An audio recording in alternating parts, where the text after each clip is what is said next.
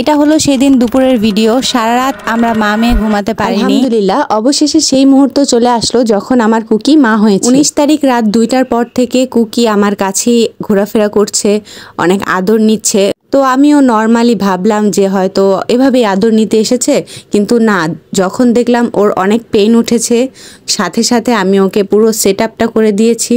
আমি 2 দিন আগে থেকেই সব কিছু এনে রেডি করে রেখেছি যেন লাস্ট পর্যায়ে যেয়ে কোনো তাড়াহুড়া করতে না হয়। আমি একটা চাদর কেটে 3-4 টুকরো করে নিয়েছি। ওই চাদরগুলো জায়গায় জায়গায় বিছিয়ে রেখেছি যেন ওর সুবিধা মতো ও বসতে পারে।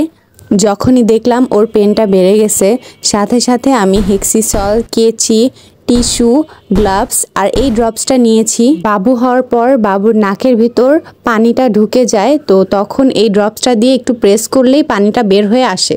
এই পর্যায়ে আমার মেয়েটার খুবই কষ্ট হচ্ছিল, ও বারবার প্রেস করতেছিল বাবু বের হওয়ার জন্য, বাট বাবু বের হচ্ছিল না কোনোভাবেই।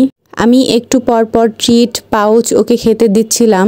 আমার মেয়েটা মাশাল্লাহ খুব লক্ষ্মী, ও আদর খুব পছন্দ করে। ওকে একটু পর পর আমি আদর করে দিচ্ছিলাম যেন ও একটু কমফোর্টেবল ফিল করে। যত সময় যাচ্ছিল ওর পেনটা ততই বেড়ে যাচ্ছিল। ওকে আলতো হাতে হাত দিয়ে একটু প্রেস করা হচ্ছিল যেন ওর বাচ্চা দিতে সুবিধা হয় আর ও একটু সাপোর্টও পায়।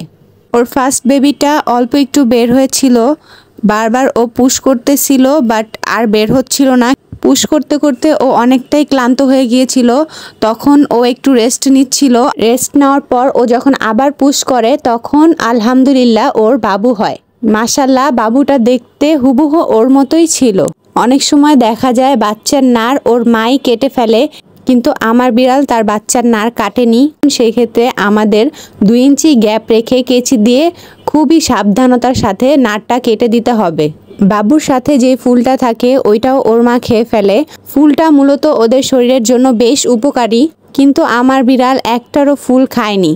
আপনারা আপনাদের বিড়ালের সামনে এই ফুলটা দিয়ে রাখবেন, ওরা এটা খেয়ে ফেলবে। কুকি তখন ওর বাবুকে চেটে চেটে পরিষ্কার করে দিচ্ছিল, কিন্তু চেটে পরিষ্কার করে দেওয়ার পরও বাবুটা অনেক ভিজা ছিল। তারপর আমি একটা সুতি নরম কাপড় নিয়ে ওকে আলতো হাতে মুছে দিয়েছি। মাশাল্লাহ কিছুক্ষণ পর ওর আরেকটা বাবু হয়ে গেল, হোয়াইট কালার। 20-30 মিনিটের গ্যাপ রেখে রেখে ওর বাবুগুলা হয়েছে, সাথে সাথে এই যে ওর আরেকটা বাবু হয়ে গেছে। নিউবর্ন বেবিরা চোখে দেখে না, তো আপনারা একটু পর পর মায়ের নিপলটা ধরিয়ে দিবেন। এই সময়ে ওর পেটে আরেকটা বাবু ছিল, ও পুশ করতেছিল না, বাচ্চাদের দুধ খাওয়াচ্ছিল। এই সময়ে আপনারা চিকেন স্টক, খাবার, দেন স্যালাইন এগুলা সামনে রেখে দিবেন। ওকে একটু পরপর খাওয়ানোর ট্রাই করতে হবে। আমি খুবই টেনশন করতেছিলাম যে আমার বিড়ালের যদি বেবিটা না হয় সেক্ষেত্রে আমার ভেটের সাথে কনসাল্ট করতে হবে, কিন্তু না, আলহামদুলিল্লাহ আমার বিড়ালের বাচ্চাগুলো সবগুলো সুস্থভাবে হয়েছে। 4 নাম্বার বেবি ডেলিভারির সময় কুকির অনেক পানি ভাঙতেছিল। ওকে বারবার হাত দিয়ে একটু একটু করে সাপোর্ট দেওয়া হচ্ছিল যেন ও পুশ করতে পারে। ও পুরো মাটিতে শুয়ে পড়েছিল, আর কোনো এনার্জি পাচ্ছিল না পুশ করার মতো। প্রায় অনেকক্ষণ পুশ করার পর ওর 4 নাম্বার বেবিটাও আলহামদুলিল্লাহ সুস্থভাবে হয়ে গেছে। বিড়ালের বাচ্চা মূলত একটা পর্দার ভিতর থাকে, ওই পর্দাটা ওর মাই চেটে দেয়, কিন্তু আমার বিড়াল চাটেনি।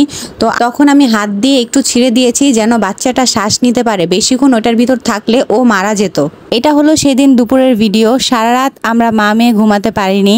আমার মেয়েটা ওর বাচ্চা রেখে কোথাও যায়নি, ওদের সাথেই সবসময় শুয়েছিল, আর আমি আমার মেয়ের সাথে সবসময় বসেছিলাম। এটাই মা মেয়ের ভালোবাসা। সবাই দোয়া করবেন আর বেশি বেশি করে মাশাআল্লাহ বলবেন যেন বাচ্চাগুলো সুস্থ থাকে।